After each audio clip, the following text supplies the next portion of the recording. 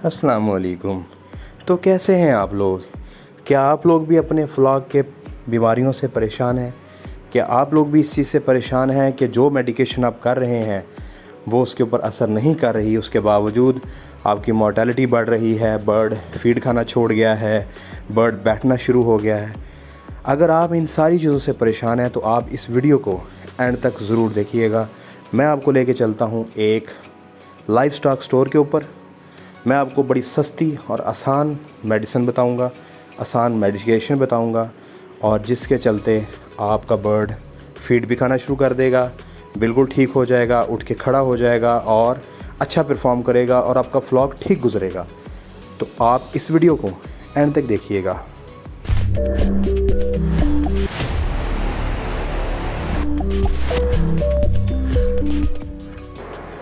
क्या वजह है कि आजकल जितने भी पोल्ट्री शेड डिस्टर्ब हो रहे हैं, सबके अंदर सेम प्रॉब्लम देखने में आ रही है कि जो मेडिसिन है, जो मेडिकेशन हम कर रहे हैं, वो इंटेस्टाइन्स के अंदर अब्जॉर्ब नहीं हो रही। नॉर्मली होता यह है कि जब हम औरल रूट यानी पानी के थ्रू, पाउडर या लिक्विड फॉर्म के अंदर हम कोई मेडिकेशन कर रहे होते हैं, चाहे वो फीड के थ्रू कर रहे हों या पानी के थ्रू कर रहे हों, वो बॉडी के अंदर उसकी अब्जॉर्प्शन जो है वो बहुत कम होती है।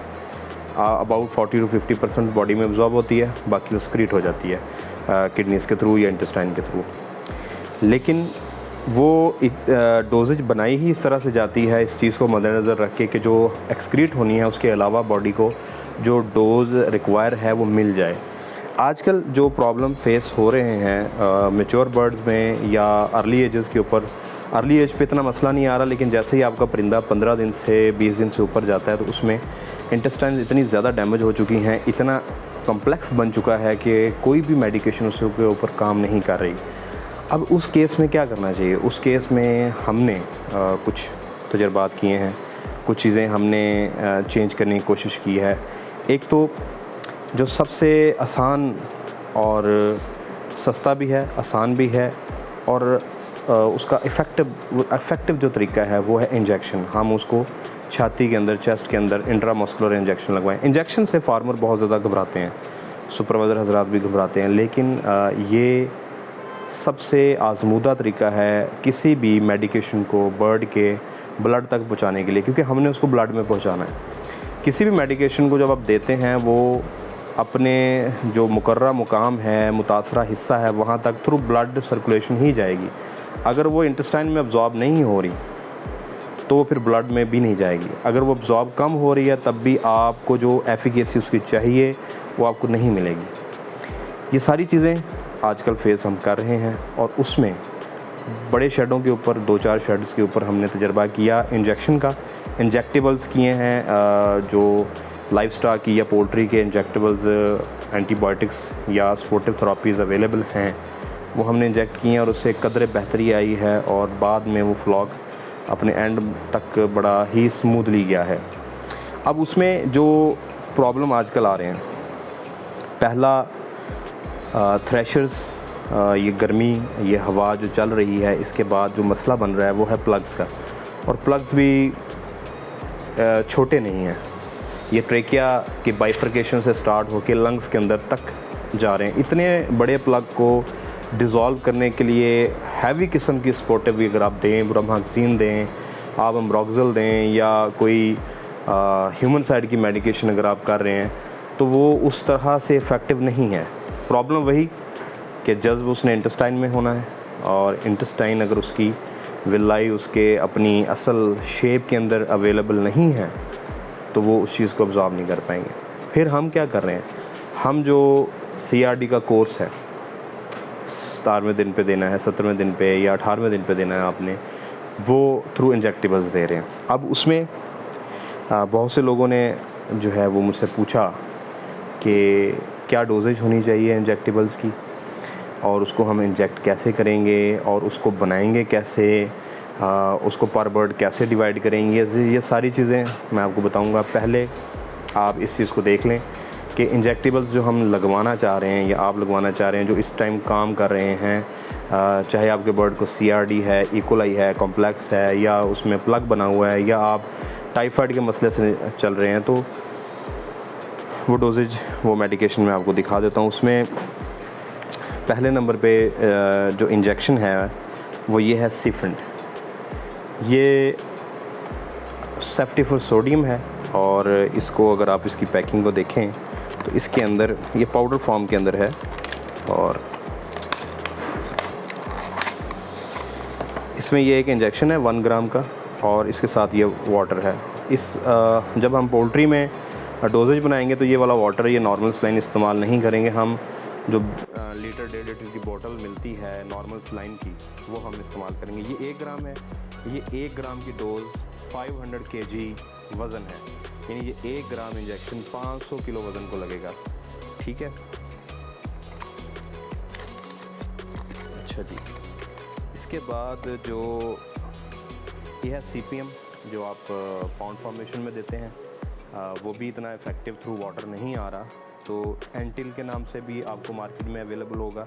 बेसिकली ये CPM है इंजेक्टेबल फॉर्म में। इसकी जो डोज़ है ये 1 ml 10 kg बॉडी वेट को लगेगा। वो हम बनाएंगे, वो आपको बताऊंगा कि किस तरह से आपने डोज़ बनानी है। उसके बाद हम ये है वो नोवाफोर्ड इंजेक्शन का आप लोगों ने इस्तेमाल किया होगा, पहले बायोसाइन आता था।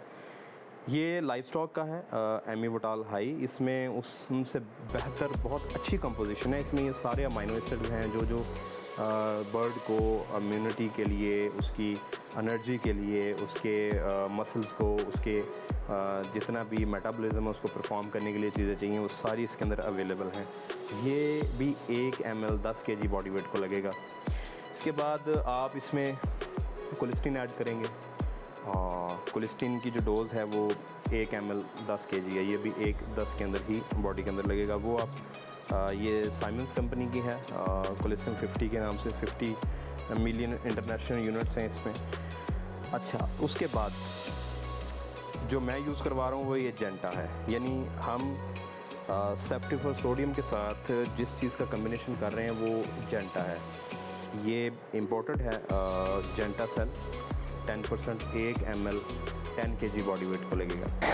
बहुत से सुपरवाइज़र या डॉक्टर्स का फेवरेट टाइलोसिन होता है, drug of choice for CRD, respiratory, upper respiratory infections जो कि आजकल आ रही हैं। तो टाइलोसिन के साथ भी जेंटा का कम्बिनेशन है और ये 1 ml 10 to 15 kg body wait ये बर्ड को लगेगा।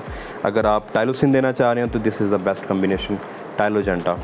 अदरवाइज़ अगर आप सिर्फ जेंटा देना चाह रहे हैं तो आप जेंटा ले लें, उसके साथ सेफ्टिफर सोडियम ले लें, साथ में कोलेस्टीन ऐड कर लें, साथ में उसको एक एंटी एलर्जी दे दें, यानी कि CPM दे दें, साथ में उसको ये नोवाफोर्ड या एमिवोटाल हाई डाल दें।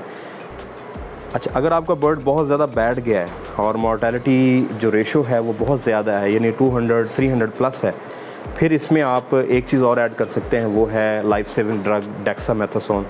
मार्केट में अवेलेबल हैं, आप वो 1 ml 5 to 10 kg body wait के हिसाब से आप उसको वो भी इसमें डाल सकते हैं। उससे ये होगा कि फौरी, वो स्टीरॉयड है, फौरी आपके बर्ड को खड़ा करने में, एनर्जी देने में हेल्प करेगा। वो फीड की तरफ आएगा, वाटर की तरफ आएगा, जब वो पानी और खुराक खाएगा तो अल्टीमेटली वो बेहतर होता जाएगा। अब हम आते हैं इसकी डोज़ बनानी कैसे है, वो आपको मैं दिखाता हूँ कि आपने पर kg बॉडी वेट के हिसाब से अपना बर्ड का वज़न कैसे कैलकुलेट करना और कैसे बनाना है। डोजेज कैलकुलेट करने का बड़ा आसान सा तरीका है।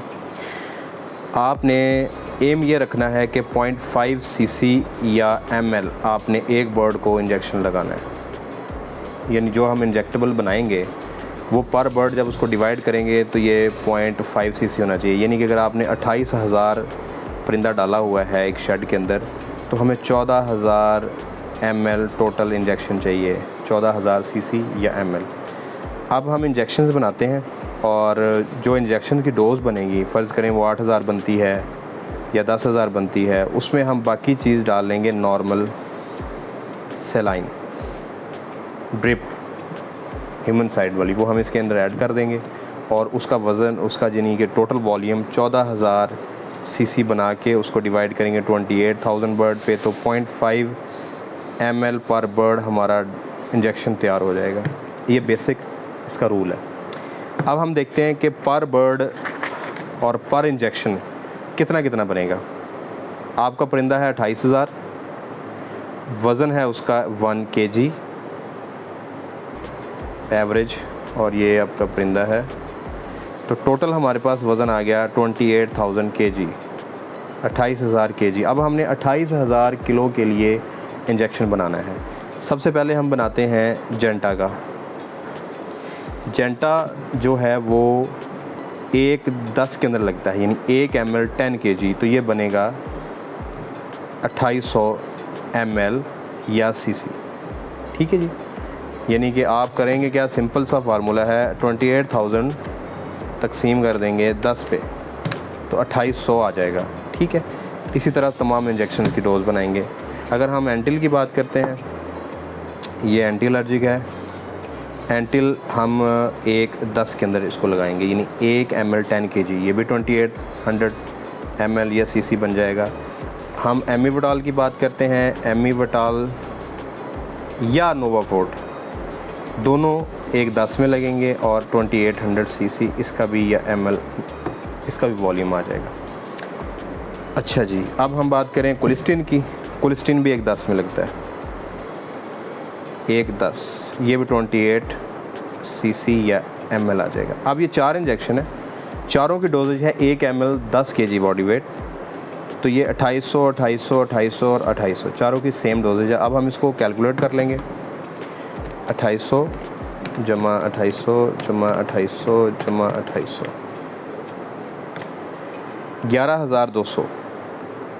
11,200 cc या ml हमारे पास टोटल ये वॉल्यूम आ गया है इंजेक्शंस का। हमें कितना चाहिए, 14,000 cc। ठीक है जी, हम इसमें से यानी 14,000 हमें चाहिए, 11,200 हमारा हो गया है, 2800 cc पीछे रह गया है। जो 2800 cc रह गया है इसमें हम नॉर्मल से लाइन ऐड कर देंगे, तो ये हमारा टोटल वॉल्यूम 14,000 kg इसका, यानी 28,000 बर्ड के लिए 14,000 cc जो वज़न है वॉल्यूम है हमारा आ जाएगा। अच्छा, अब क्वेश्चन के सीफेंट को हमने कैसे डिज़ोल्व करना है। सीफेंट है पाउडर फॉर्म के अंदर, इसके अंदर जो पानी है यानी इसके अंदर जो डाइल्यूट रखा हुआ है हमने उसको यूज़ नहीं करना। हम जस्ट इसके अंदर से 1 ग्राम इंजेक्शन निकालेंगे और सबसे पहले इसको डिज़ोल्व करेंगे। नॉर्मल सलाइन लेंगे, ठीक है, उसके अंदर 1 ग्राम सीफेंट उसको पहले डिज़ोल्व करेंगे। 28,000 बर्ड के लिए जो आपके अब एक सीफेंट जो इंजेक्शन है वो एक इंजेक्शन 500 kg वज़न के लिए लगता है। ठीक है जी, आपका टोटल वज़न है 28,000 kg, तकसीम करें इसको 500 पे, टोटल 56 इंजेक्शन बनेंगे आपके, 56 वाइल्स। इस तरह की 1 ग्राम की 56 बोतलें बनेंगी या शीशियाँ बनेंगी। अब आपने आपके जो वैक्सीनेटर्स हैं जो लगाने आएंगे इंजेक्शन, उनको कहना है कि सबसे पहले ये डिज़ोल्व करेंगे। नॉर्मल सलाइन लेंगे, उसके अंदर ये 56 इंजेक्शंस हल कर लेंगे। जब ये हल हो जाएंगे, अच्छा ये नॉर्मल सलाइन कितना लेना है, ये हमें 2800 cc लेना पड़ेगा, क्योंकि हमने 11,200 हमारे ये इंजेक्शंस हैं, 14,000 हमने टोटल बनाना है, 2800 cc हमारे पास बचता है। इसी नॉर्मल सलाइन के अंदर ये 56 वाइल्स सीफेंट की ऐड हो जाएंगी। टोटल वॉल्यूम आपका आ जाएगा 14,000 cc डिवाइडेड बाय 28,000 बर्ड्स। ठीक है जी, तकसीम कर लेते हैं, 14,000 तकसीम 28,000, 0.5 एक बर्ड की डोज़ बन जाएगी। एक परिंदे की छाती में जो इंट्रामस्कुलर इंजेक्शन लगेगा वो 0.5 होगा। क्या है, समर चल रहा है, कोशिश ये करनी है कि ये नाइट यानी रात को आपने लगवाना है, शाम को। ठीक है जी, और अगर आपने 6 बजे ये इंजेक्शन लगवाया है तो 24 आवर्स के बाद दोबारा इसको रिपीट करेंगे। इसी इंजेक्शन को, इसी डोज़ को आपने दोबारा रिपीट करना, उसके लिए दोबारा से बनाने की ज़रूरत नहीं है। यानी शाम को लगवाना है फर्स्ट डोज़, अगर आज लगवाई है तो कल शाम को सेकंड डोज़ इसकी दोबारा लगवाएंगे आप।